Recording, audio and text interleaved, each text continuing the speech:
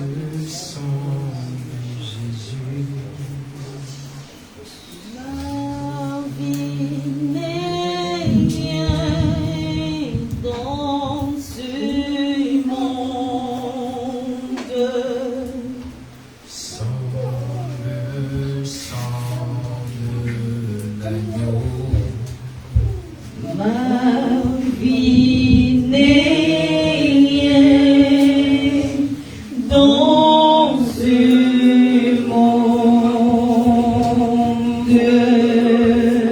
Sans son sang qui a coulé.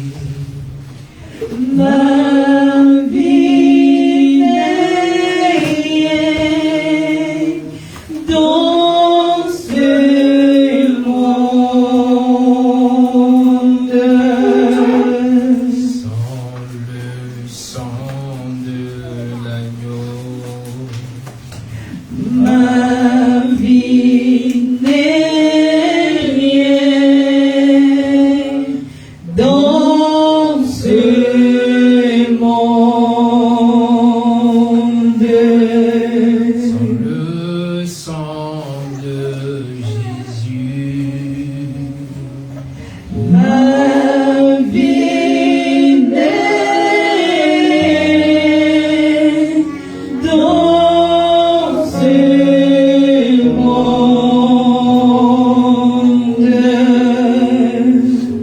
Le sang de l'agneau. Ma vie n'est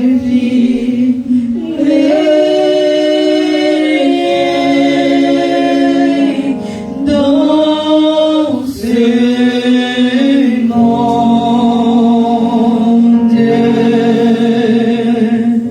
Là où le péché a voulu te conduire à la mort, là où le péché a ralenti certaines actions divines dans ta vie, en ce matin, tu vas invoquer le sang de l'agneau, le sang de Jésus, sur ta vie, sur ta maison.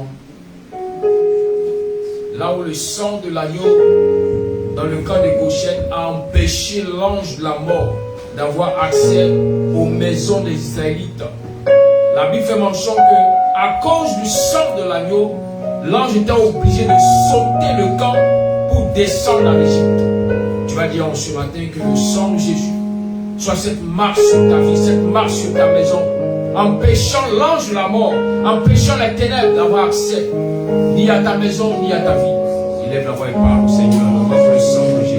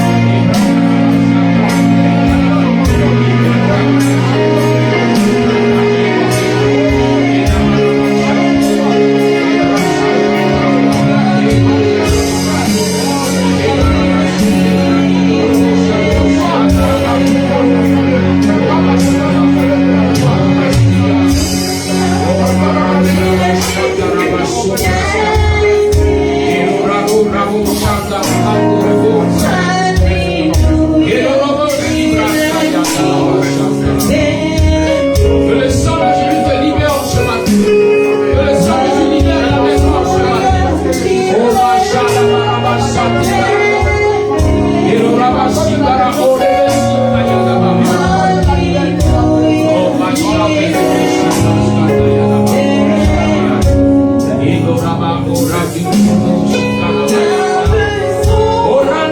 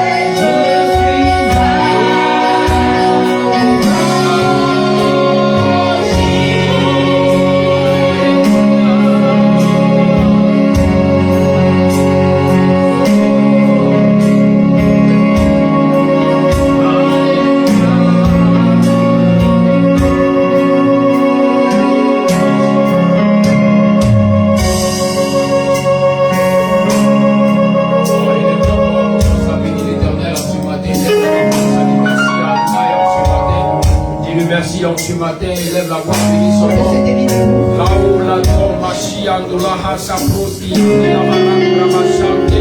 Je reconnais quand je m'appelle le sang de la vie, le sang de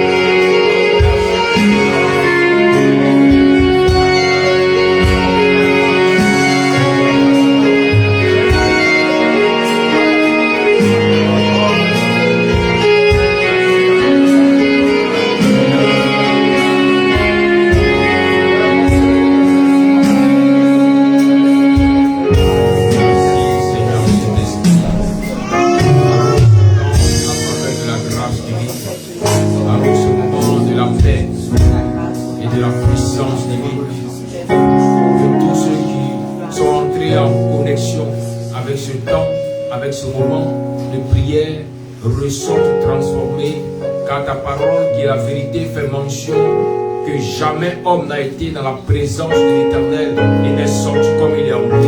Et en ce jour, nous croyons, Seigneur Saint-Esprit, que personne ne sortira de cette connexion comme il était venu. Si jamais mon frère ou ma soeur était venu avec une maladie, était venu avec un problème particulier, Seigneur, en sortie de ce temps, Seigneur, que ce fardeau soit ôté de sa vie, de sa maison, au nom puissant de Jésus-Christ. Père, nous bénissons ton nom, car tu es vivant, car tu es puissant, car tu es vivant, car tu es puissant. Et en ce matin encore, tu viens nous bénir au travers de ta parole. Nous te disons merci Adonai, merci pour tes bienfaits, au nom puissant de Yeshua, HaMashiach, Amen, Amen, Amen.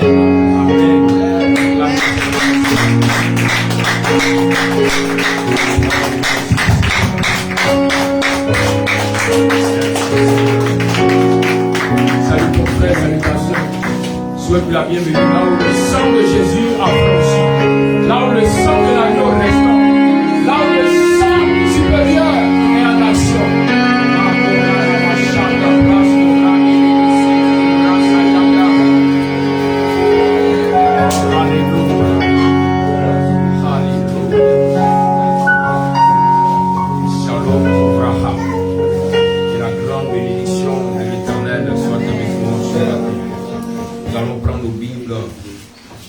Continuer l'enseignement du dimanche passé. Le dimanche passé, nous avons fait que la première partie.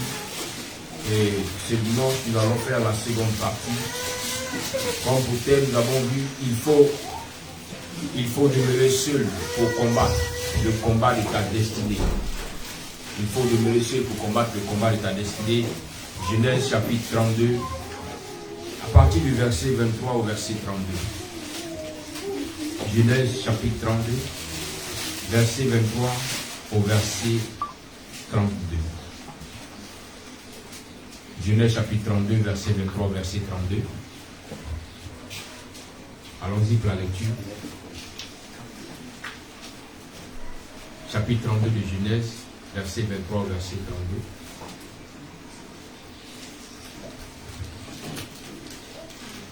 32. Genèse chapitre 32, à partir du verset 23 au verset 32. Je lis la parole du Seigneur. Il est pris, leur fut passé le torrent, et le fut passé à tout ce qui lui appartenait. Jacob demeura seul. Alors un homme lutta avec lui jusqu'au lever de l'aurore. Voyant qu'il ne pouvait le vaincre, cet homme le frappa à l'emboîture de la hanche. Et l'emboîture de la hanche de Jacob se démit pendant qu'il luttait avec lui.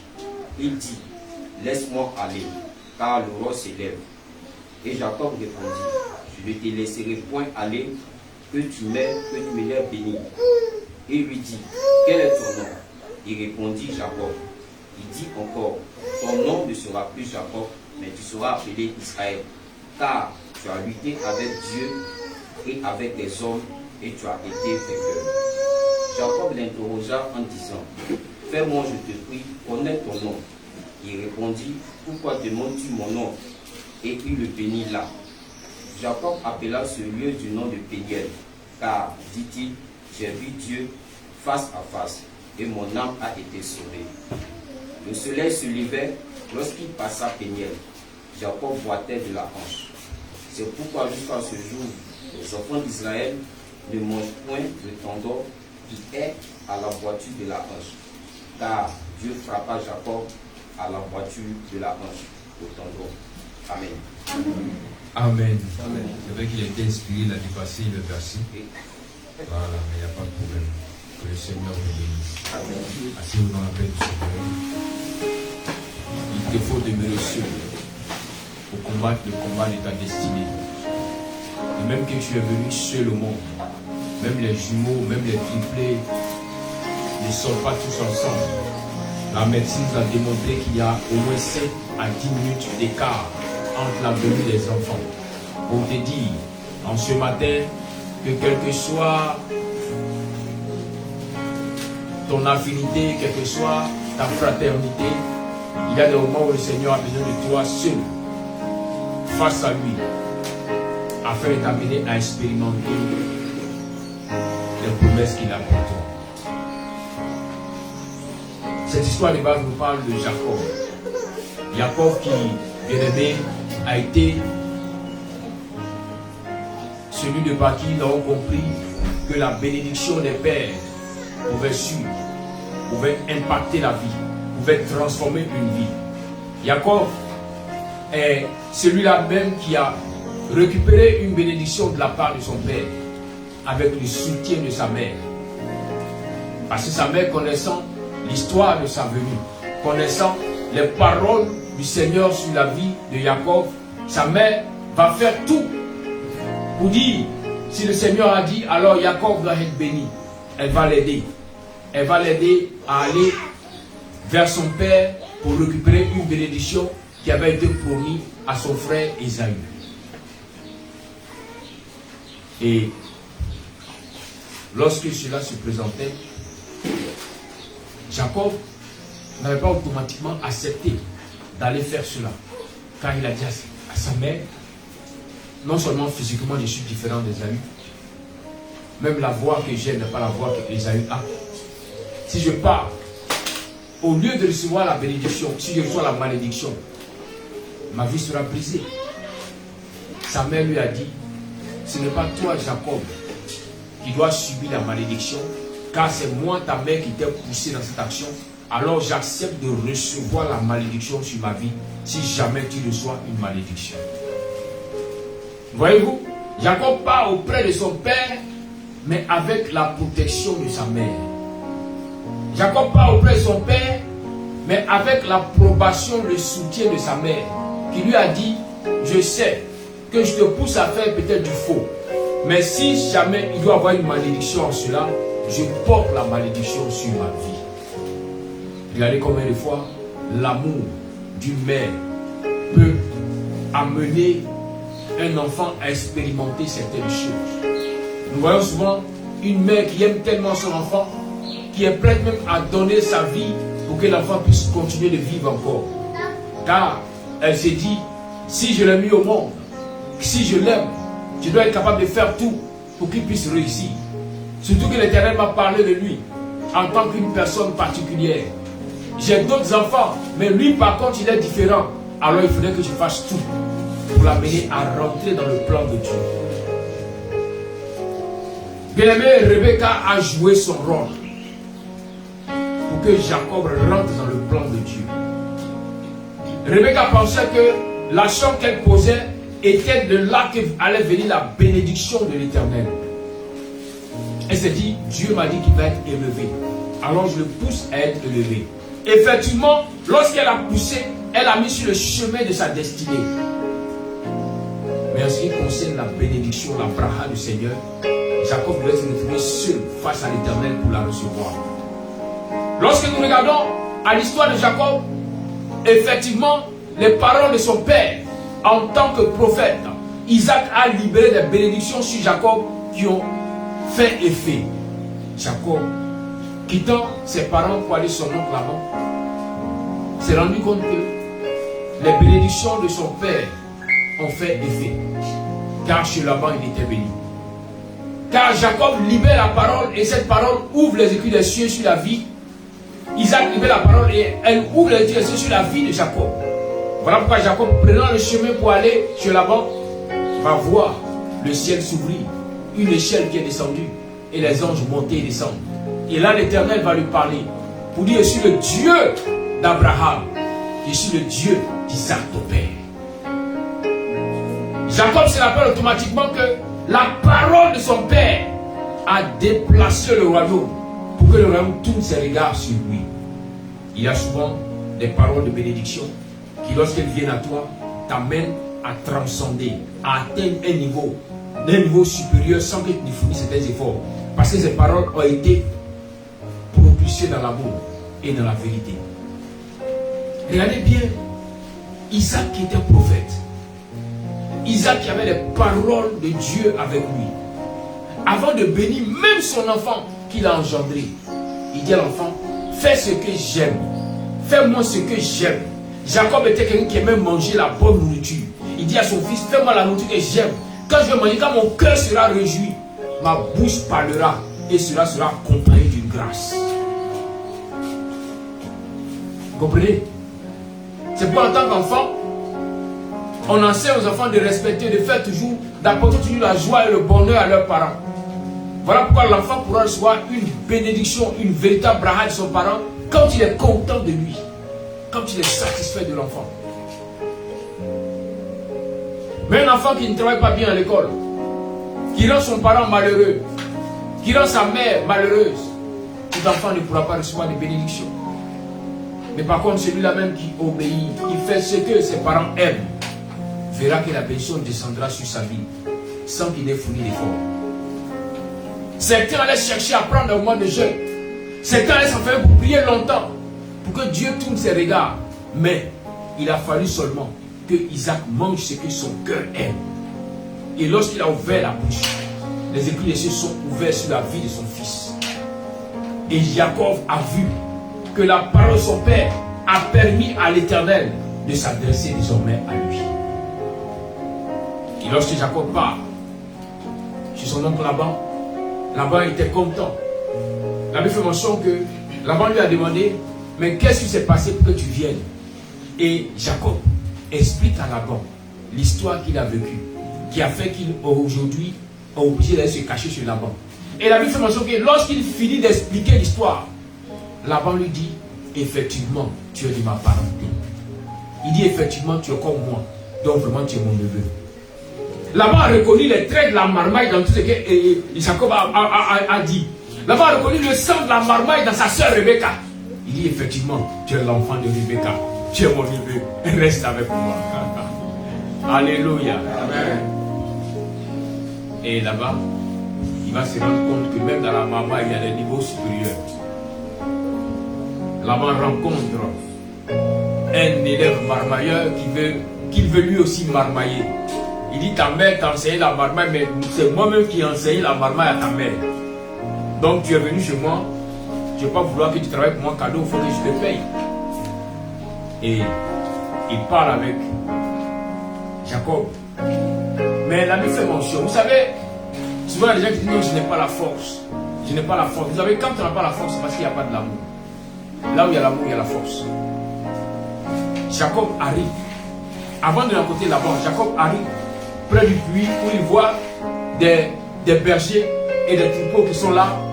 Mais il leur demande: mais pourquoi est-ce que vous êtes là? Vous ne cherchez pas, ce n'est pas encore la fin de la journée. Pourquoi vous ne cherchez pas à donner à boire aux troupeaux et aller encore les faire paître?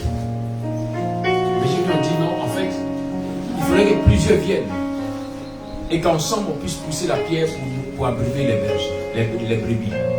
Alors il leur demande: est-ce que vous connaissez Laban? Ils disent oui. Il dit: est-ce qu'il se porte bien? Ils disent oui, Laban se porte bien. Que même voici sa fille qui arrive. Sa fille qui arrive. Et cette fille-là, lorsque Jacob l'a regardée, elle était tellement belle. Une beauté qui à l'instant a rendu Jacob impuissant. Alors il va vers elle et il lui explique qu'il est l'enfant de Rebecca, le frère et la sœur de son père. Il avait fait mention il a pleuré avec sa cousine. Et lorsqu'il pleure avec elle, à la suite on nous dit que Jacob s'élève et il pousse la pierre et il donne à boire aux brebis. Ensuite, il va avec sa cousine. Les bergers étaient là. Jacob n'a pas demandé de l'aide aux bergers. Pourtant, les bergers lui ont dit que cette pierre-là, pour la déplacer, il faut que nous soyons à plusieurs, car elle est très lourde. Mais Jacob a regardé à la fille de Laban. Et quelque chose s'est passé dans son cœur qui a déployé la force surnaturelle de Jacob. Et Jacob a pu déplacer la pierre. Souvent, il y a des actions divines. Il y a des actions spirituelles que le Seigneur veut que tu poses pour ta maison. Mais tu as du mal à les poser parce que l'amour n'y est pas. Peut-être que dans cette maison, on a des attitudes ou on a des choses qu'on fait qui te déplaisent. Plus tu n'es pas content, plus tu es mécontent, mécontente, alors il est difficile de pouvoir déployer la grâce de Dieu dans la maison. Jacob n'a pas été décrit comme un homme qui avait la force. Jacob a été décrit comme un homme qui était sous les tentes, un homme qui étudiait la Torah, un homme qui connaissait les secrets de la Torah. Voilà pourquoi il a pu même prendre le droit de naissance avec son frère. Jacob a compris que rien ne s'obtient gratuitement, que tout s'achète. Alors, s'il veut être à la place de son frère, il faudrait qu'il achète. Voilà pourquoi, quand au funérailles d'Abraham, son frère revient fatigué qu'il a fait, qu'il voit Jacob en train de faire les plats de lentilles. Parce qu'à l'époque, les plats de lentilles, c'était des plats funéraires. Quand on les préparait, c'est qu'il y avait un obsèque. Alors Jacob prépare. Et son frère Jaïr vient. Il dit, je vais manger. Jacob dit, non, tu peux manger si tu acceptes de faire quoi? De me vendre. Il n'a pas dit de me donner. Tu acceptes de me vendre ton droit d'aînesse. Est-ce que vous comprenez? Il dit, si tu acceptes de me vendre ton droit d'aînesse. Il n'a jamais dit, si tu acceptes de me donner. Quand tu vas rentrer à la maison, il faut bien lire ce passage. Pour comprendre que dans le monde spirituel, rien ne s'obtient gratuitement. Tout s'achète. Amen. Et Esaü dit, je suis prêt à te vendre mon droit. Donne-moi à manger. Jacob dit, c'est la transaction. La nourriture que je te donne égale à la monnaie qui me permet d'avoir accès à ton droit d'aînesse. Mais comme Esaü était ignorant des choses spirituelles, il a accepté, sans savoir qu'il est en train de vendre son droit d'aînesse. Pour te dire ce matin que même ton ignorance ne t'empêche pas de subir les châtiments du malin. Ton ignorance ne t'empêche pas de subir les actions des ténèbres. Tu diras, Seigneur, mais je ne connais pas. Pourquoi ça m'est arrivé? Non, tu dois connaître. Tu dois connaître. Voilà pourquoi Jésus dit à ses disciples, c'est vrai qu'il a la puissance, il a le miracle, mais cherchez premièrement le royaume.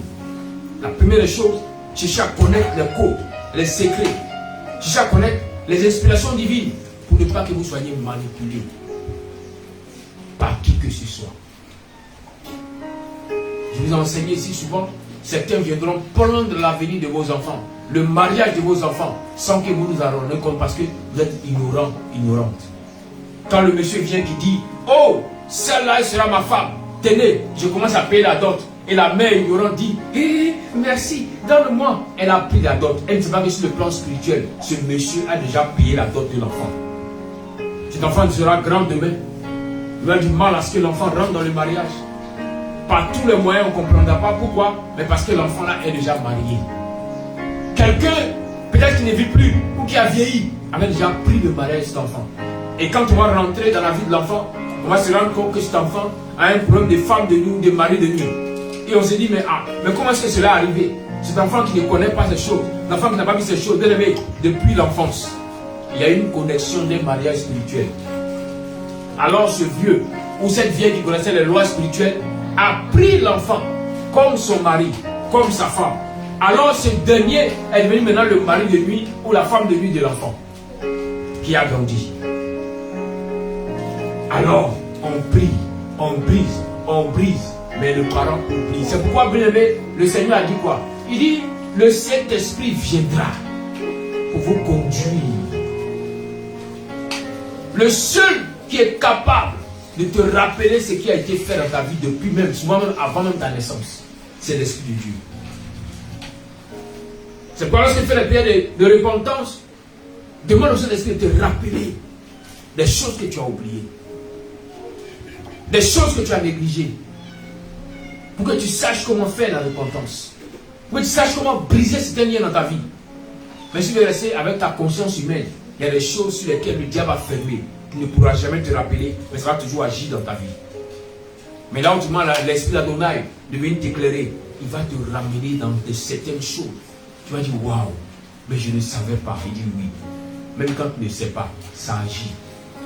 Même quand tu n'es pas au courant que ton grand-père t'a vendu avant ta naissance, ça agit.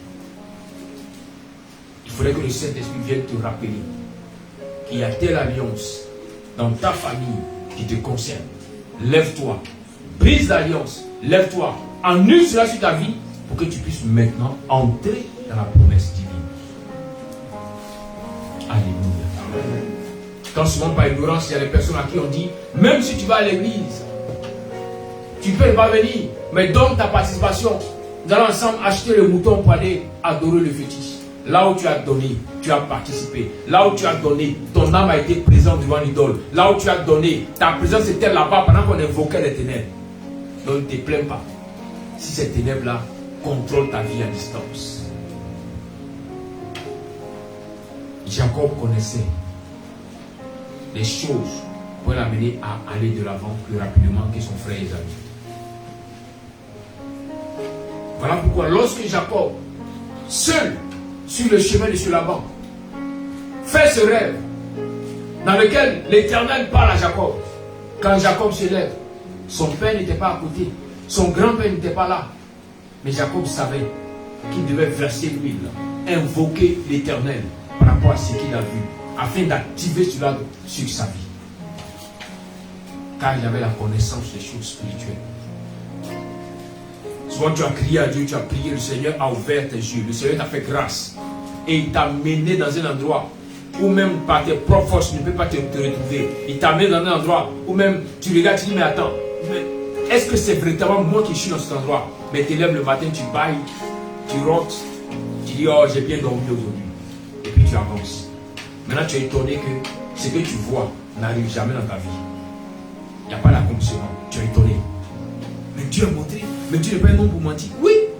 Mais pour que Dieu ne puisse pas mentir dans ta vie, est-ce que quand tu t'es levé, est-ce que tu as activé cela dans ta vie? Car Dieu veut bien te bénir, mais Dieu ne te force pas à être béni. Dieu veut bien t'élever, mais Dieu ne t'oblige pas à être élevé. Il te présente la chose. Si tu es intéressé, tu vas la saisir.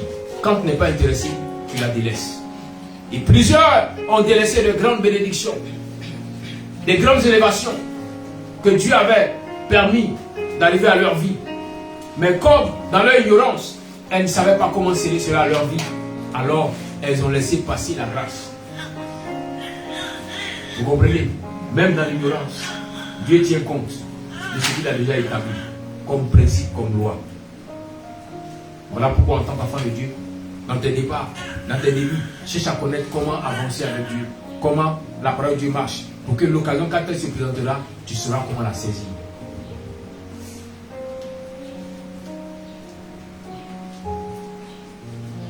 Jacob a eu la force de pousser la pierre, parce qu'il avait quelque chose qui s'était révélé dans son cœur. La force a amené Jacob à travailler pendant 7 ans, sans sentir le temps passer. La force de l'amour qui était dans son cœur pour la fille qu'il aimait.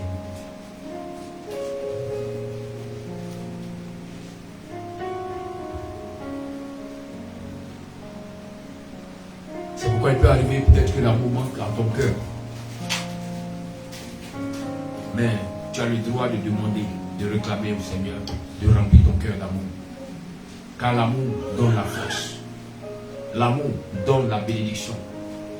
L'amour donne la grâce.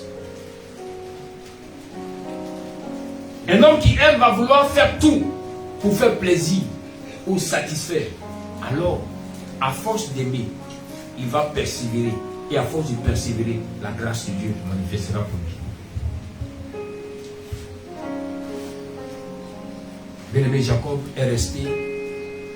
Et après les 7 années, le maître de la mamaille qui était là-bas a marmaillé Jacob le jour même du mariage. Là où Jacob s'attendait à recevoir celle qui a pris son cœur depuis le premier jour. Depuis le premier jour. Depuis le premier jour. Est-ce que vous me comprenez ce matin?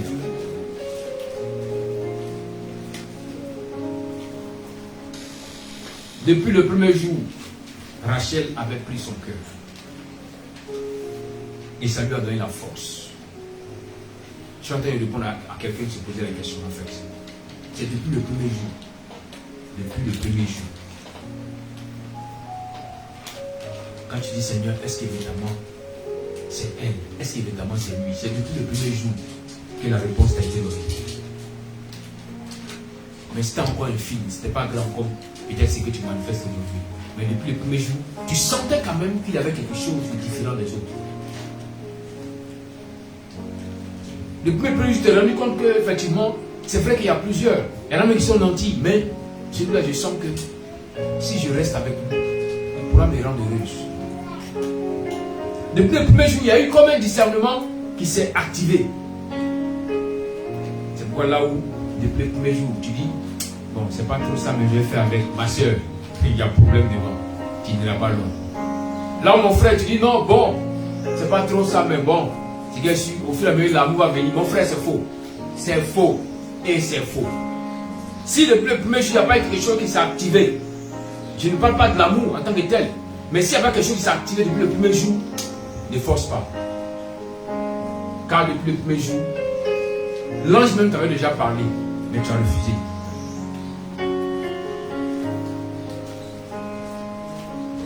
Le jour des noces, là où Jacob danse, il se trouve dans la chambre. Il dit pendant 7 ans je l'ai regardé. Maintenant il faut que vraiment je déguste le fruit. Il déguste le fruit en pensant que c'était Rachel alors que c'était Léa, la sœur aînée de Rachel. Et au matin, il est surpris de voir la sœur auprès de lui. Il dit mais qu'est-ce qui se passe? Donc il retourne vers son beau-père pour dire mais qu'est-ce que tu m'as fait? Mon père dit non mon petit, calme-toi. C'est chez nous ici. Il faut que l'aîné soit marié avant que la cadette ne soit mariée. On ne peut pas sauter les étapes. Vous savez aujourd'hui, il y a même dans les familles certains là-bas qui existent. Mais ça se fait de manière subtile. Beaucoup se disent non, ça ne fait rien, c'est ma soeur. Elle peut être ta grande soeur. Mais comme tu as eu l'occasion de toi te marier, elle va commencer à te jalouser. Si je m'en fais les choses pour empêcher ton mariage. Pourquoi? Elle se dira qu'elle est l'aînée. Il faudrait qu'elle soit d'abord mariée avant que toi tu ne sois marié. Ça c'est là-bas.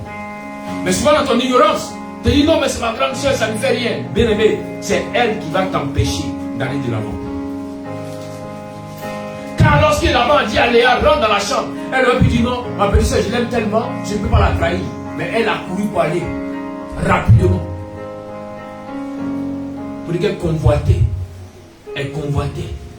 Même le futur époux de sa petite soeur. C'est ce qui a obligé Jacob de prendre, d'avoir 2 femmes et même plusieurs.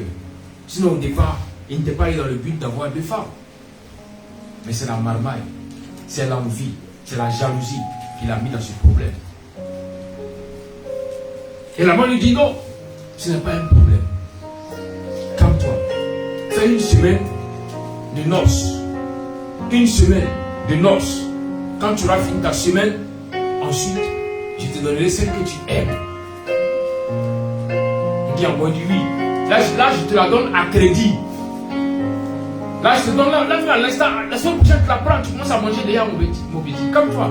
Et puis tu payes les 7 ans après. Il dit, ah, en fait, cette affaire-là pour m'arranger. Il vous dit que là-bas, c'est le mettre dans ma main.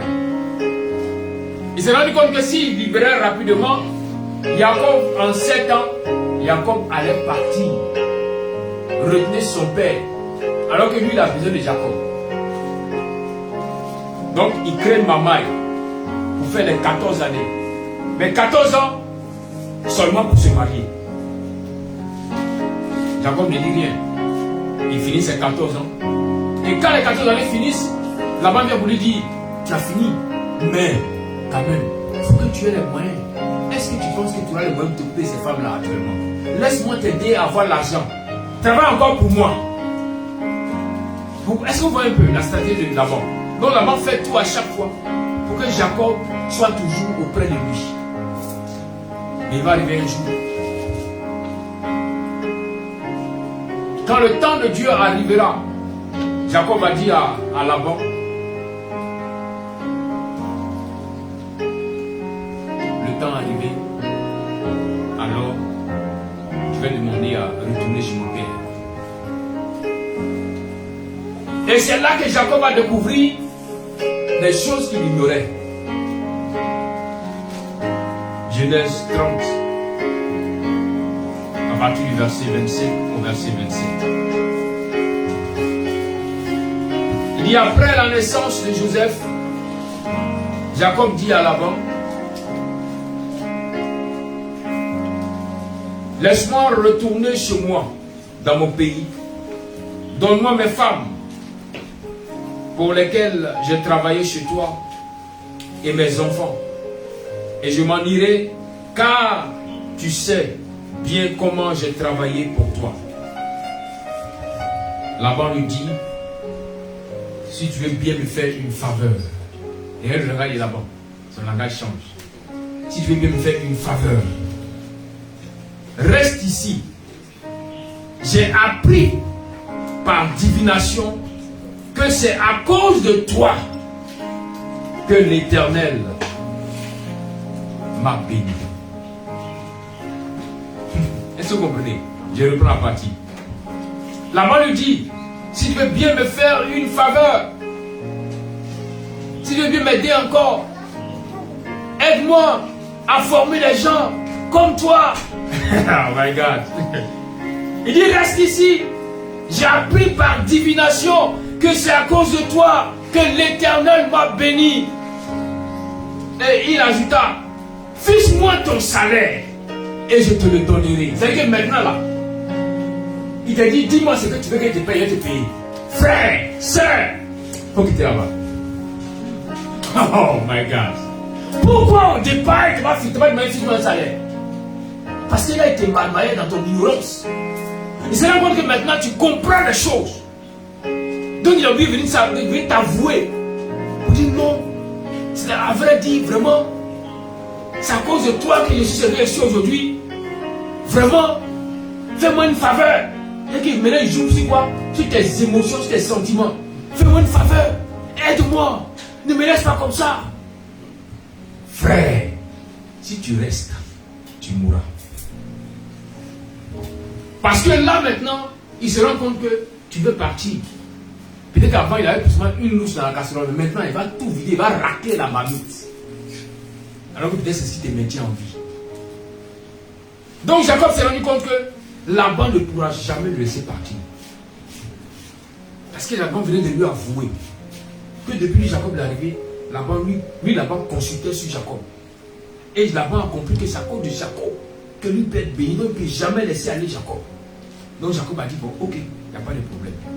Il prend son sang-froid, calme, il met Jacob en confiance, il met Laban en confiance.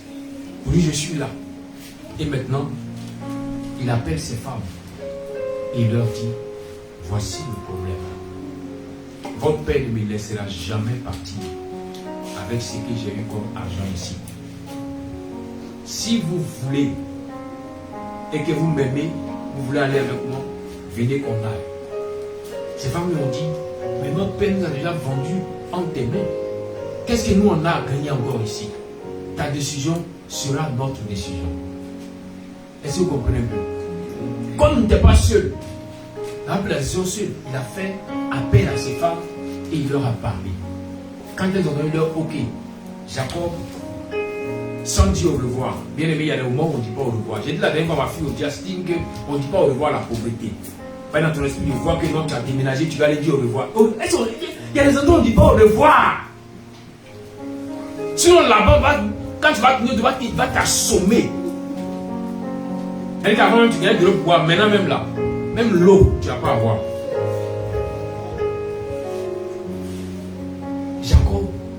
s'est débrouillé. Regardez, Dieu dit à Jacob, le temps arrivé, quitte, retourne ton père. Et puis Dieu regarde Jacob. Dieu lui te dit, et puis il te regarde. Il va dire, non Seigneur, comme tu m'as dit Seigneur, comme tu m'as dit, donne-moi la force de partir. C'est que Jacob a dit.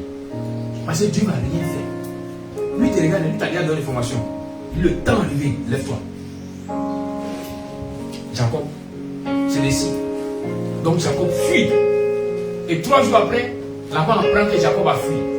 Et regardez Laban. Laban se lève. Il prend des hommes pour aller derrière Jacob. Des hommes pour aller tuer Jacob. Si vous voulez comprendre le sens. Les hommes qu'il a pris, c'est pas pour aller causer avec Jacob. C'était pour aller lui arracher tout. Et peut-être même le tuer. Prendre même ses femmes pour ramener.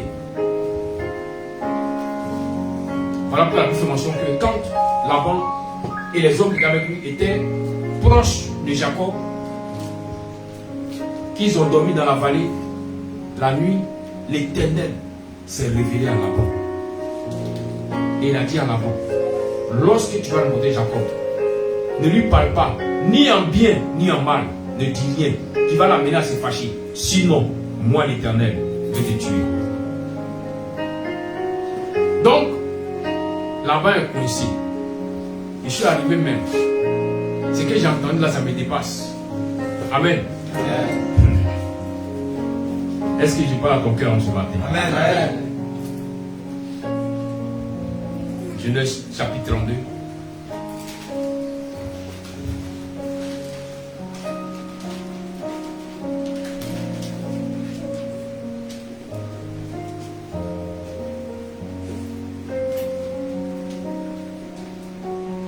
À partir du chapitre 31, Laban est obligé de venir faire alliance avec Jacob. Parce qu'il a été menacé par le Dieu de Jacob. Parce que là, ce n'est plus une guerre des hommes, c'est une guerre des divinités, une guerre des dieux. Qui a le Dieu supérieur qui pourra menacer l'autre Dieu? Qui va obliger son adepte à accepter la volonté d'Adonai. Alors, Laban dit à Jacob, c'est parce que j'ai reçu un avertissement en rêve cette nuit que je ne peux pas parler. Sinon, ce qu'il voulait te dire, ou bien ce qu'il voulait te faire, parce que tu as fui comme un voleur, tu n'aurais pu rester. Il allait prendre des fanfares pour faire la fête pour t'accompagner, bien les mettre à la marmaille. C'était fanfare pour accompagner son corps à la tombe.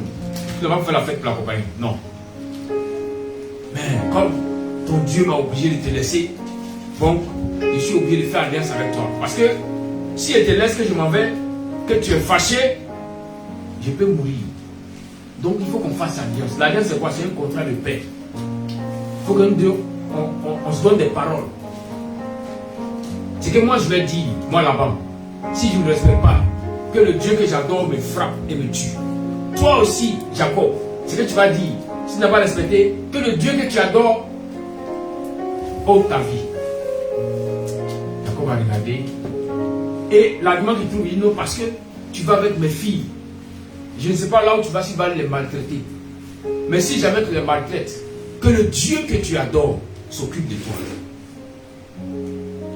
Jacob dit, ok, il n'y a pas de problème. Donc, Jacob fait un vœu, fait une alliance avec Laban.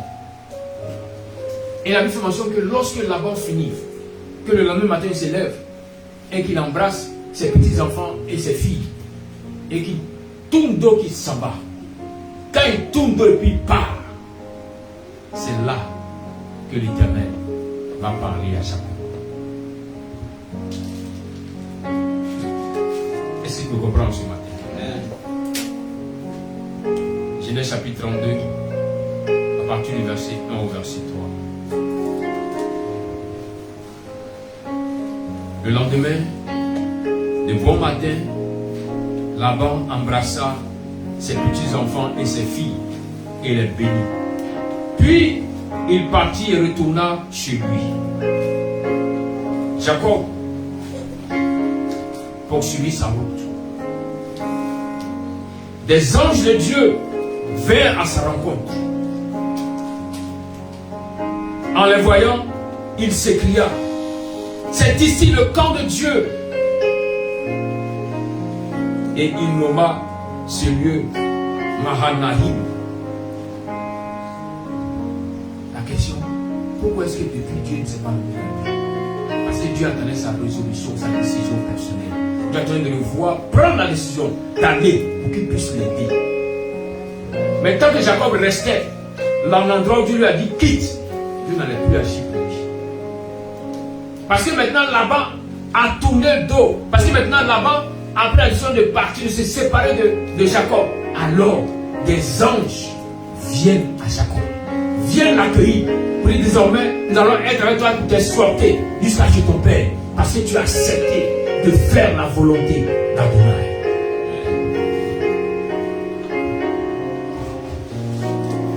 Là, le Seigneur a dit, c'est le temps. Ne crains pas. Il y aura un silence, un calme divin, comme si Dieu ne t'intéressait plus à cela. Mais lorsque tu vas prendre la décision, lorsque tu vas poser l'action pour partir, pour quitter, tu verras le miracle de Dieu commencer à s'activer pour toi. Tu verras la grâce de Dieu commencer à se manifester. Mais tant que Dieu a dit, quitte, et que tu es encore là, Dieu ne parlera plus. Plus de paroles. Ne cherche pas à jeûner, à prier, tu perds ton temps pour rien. Il ne dira plus rien. Plus rien.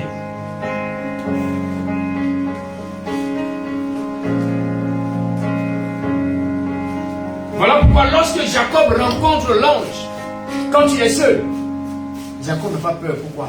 Parce qu'il y avait des anges qui étaient avec lui. Mais la différence, cet ange qui vient, c'est ce qu'on appelle dans la Torah l'ange d'Ésaü, qui était venu pour renverser Jacob, pour montrer un peu les principes spirituels. Pour dire, pour avoir le dessus sur un homme physiquement, il faut avoir le dessus sur cet homme-là sur le plan spirituel. Si spirituellement tu as le dessus, physiquement, quand tu vas arriver, il va s'incliner, il ne pourra pas tenir devant toi. Mais si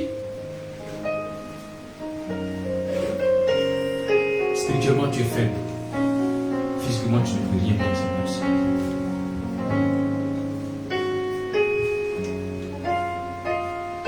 Femme, là où tu trouves que ton mari est trop agité, mais est-ce que spirituellement tu as fait de lui un toutou, un doux toutou, un petit toutou bien doux? Est-ce que spirituellement dans la prière, tu as mis son esprit à fléchir son cœur, à l'amener à changer, à l'amener à être transformé? Car si les choses n'ont pas été sur le plan spirituel, elles ne pourront pas être sur le plan physique. C'est quoi même parlant de la bénédiction, il a dit que tu prospères, mais comme prospère l'état de ton âme. Quel est l'état de ton âme aujourd'hui? Quel est l'état spirituel de ta maison aujourd'hui? Est-ce que tu as prié pour que ces choses soient? Quel est l'état spirituel de tes enfants aujourd'hui? Est-ce que tu as prié pour que l'intelligence divine soit avec ces enfants? Afin de voir le résultat se matérialiser physiquement.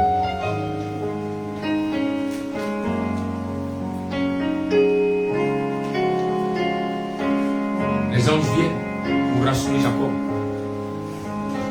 Parce qu'ils savaient que les nouvelles qui allaient parvenir aux oreilles de Jacob pouvaient l'effrayer. Alors les anges viennent pour être avec lui. Pour dire, le camp de Dieu est avec toi. Continue le chemin. Jacob envoie comme un espion pour aller voir, pour aller informer son frère, pour aller voir qu'il arrive, pour dire que j'arrive. Et le retour qu'il entend ne le rassure pas. Car l'envoyé revient dire à Jacob, ton frère vient avec 400 hommes. Les hommes de guerre. Jacob comprend le message pour dire, il ne vient pas faire la paix avec nous.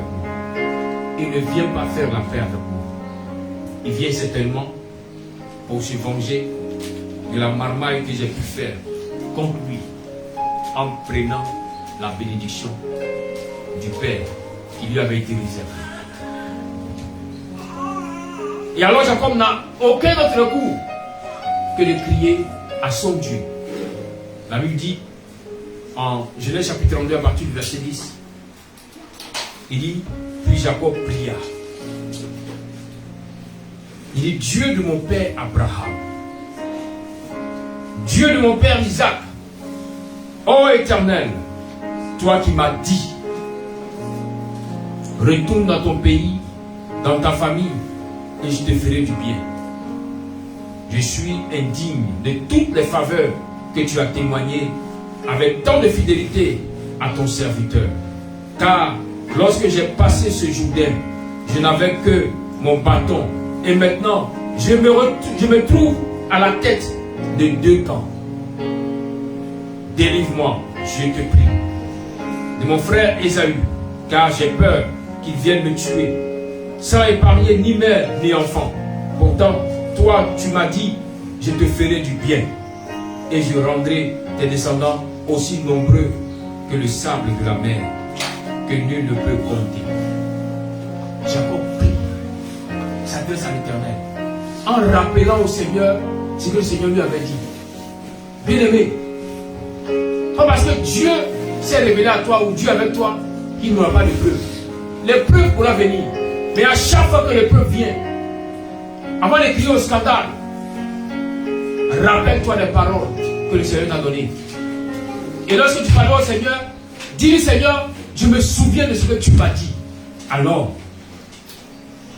je ne crains pas l'avenir. Car tu n'es pas un homme pour mentir. Tu n'es pas un fils d'homme pour te repentir. Tu l'as dit, tu le feras. Fais-le maintenant. Et lorsque Jacob finit de parler à Dieu dans la prière et qu'il divise tout son groupe en 2 camps et en plusieurs groupes, qu'il envoie les gens un à un, la même mention qu'il s'est trouvé seul. Car il a fait partie toutes ses femmes, tous ses enfants. Et étant seul, c'est là que l'ange viendra combattre avec Jacob. Tant qu'il était encore avec ses enfants, avec sa femme, il ne pouvait pas expérimenter cette présence. Il ne pouvait pas avoir le dessus sur ce combat. Mais étant seul, en train de prier, en train de parler à Dieu, c'est là que l'ange vient. Et Jacob va lutter avec cet ange. Car il s'est rendu compte que s'il est venu, il ne peut pas venir en vain. Il est venu pour quelque chose de précis. Et lorsque Jacob lutte avec cet ange, la Bible mentionne qu'il était déjà l'aube. Quand l'ange lui dit, le soleil va bientôt se lever, alors laisse-moi partir. Jacob lui dit, je ne te laisserai partir tant que tu ne me bénis pas. Retenez cela. Il dit, je ne te laisserai pas partir tant que tu ne me bénis pas. La question, c'est que pourquoi est-ce que l'ange est venu pour bénir Jacob, mais l'ange ne l'a pas béni automatiquement?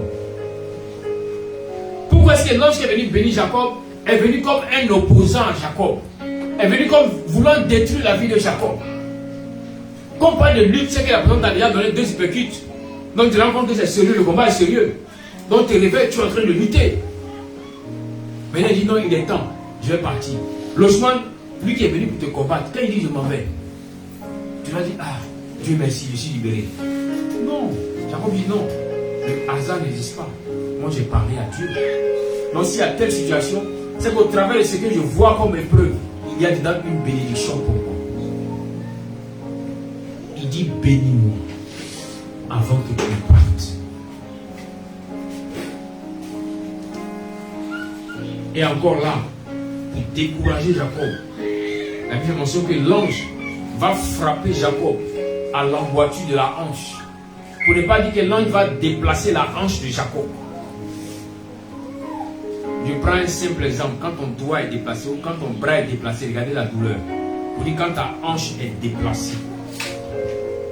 Mais malgré cela, Jacob dit, moi, peut-être que tu vas me tuer, sinon je ne te laisse pas.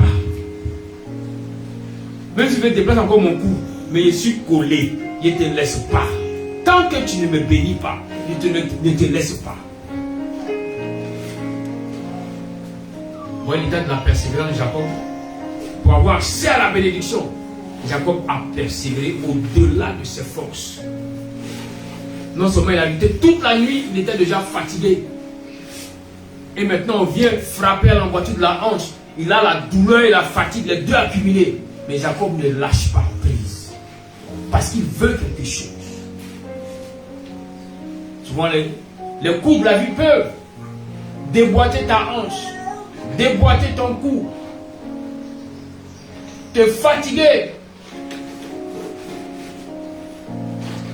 Là où le diable te dit, oh, mais tu fournis trop d'efforts, tu vois pas que tu fais tout, mais rien ne change.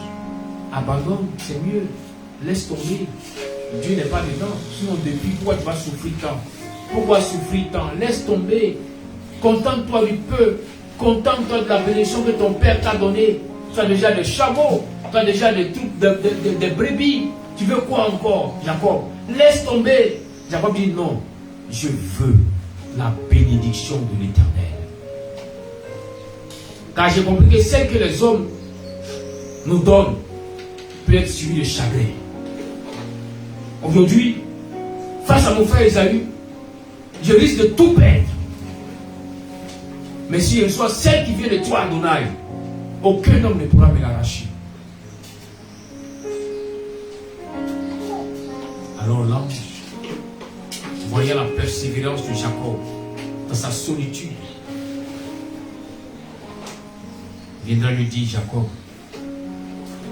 dis-moi comment est-ce que tu t'appelles? Comment est-ce que les hommes t'appellent? Comment est-ce que toi-même tu t'appelles? Il dit, je m'appelle Jacob. Et l'ange lui dit, pour que la bénédiction, pour que la braha du Seigneur descende sur toi, tu ne dois plus t'appeler Jacob. Tu ne dois plus te laisser appeler Jacob. Mais désormais, on t'appellera Israël. Parce que tu as lutté avec Dieu. Tu as lutté avec les hommes. Et tu as été vainqueur.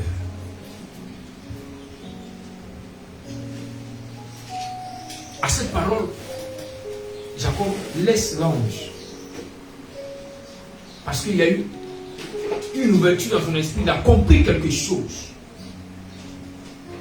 Il dit désormais, je ne vais plus accepter moi-même de m'appeler Jacob.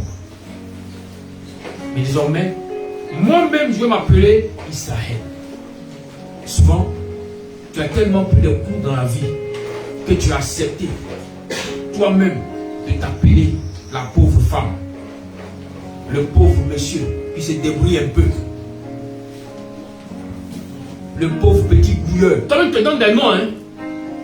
Et ça agit sur toi, et puis tu accuses les autres. L'ange dit à Jacob, toi-même, commence à changer ta manière de voir ta personne, à changer ta manière de t'appeler, et tu verras que ça va ressurgir sur ta vie. Jacob dit, waouh, c'est vrai. Peut-être que mes parents m'ont appelé le Locosué.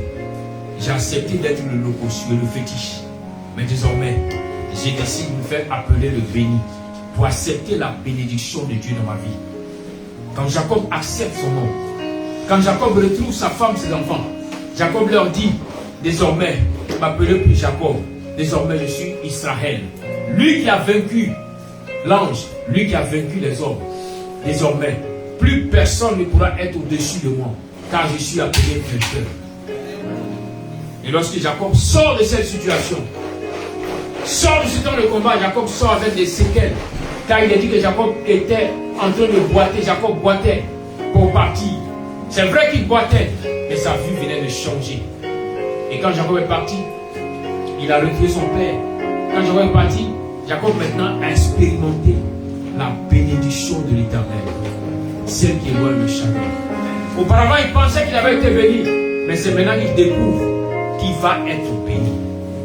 Je viens de dire ce matin, comme Jacob, peut-être que tu as eu à expérimenter les choses, pensant que c'était l'élévation. Bien aimé, l'élévation, c'est maintenant qu'elle va commencer. Nous allons entrer dans la Rosh Hashanah. Tu veux que tu commences avec cette élévation nouvelle de la part du Seigneur. Mais avant cela, il faut que tu acceptes de ne plus t'appeler comme auparavant, pour ne plus que tu subisses les mêmes choses comme auparavant. Refuse les petites choses. Refuse le négatif appartenant à ta maison ou à ta vie. Accepte le meilleur. Accepte le positif. Accepte l'élévation. Accepte la transformation. Accepte la guérison. Accepte la promotion.